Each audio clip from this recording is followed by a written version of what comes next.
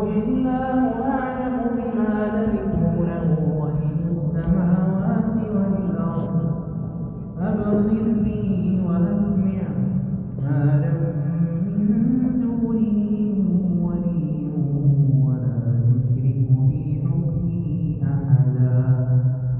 واتل ما أوحي إليك من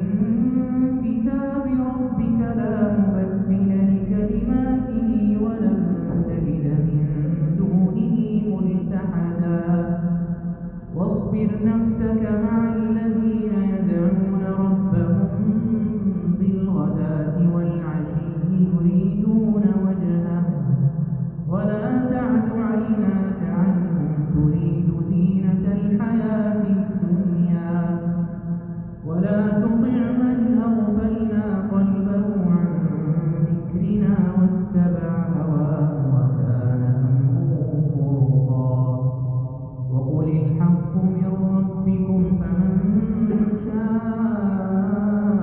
فليؤمن ومن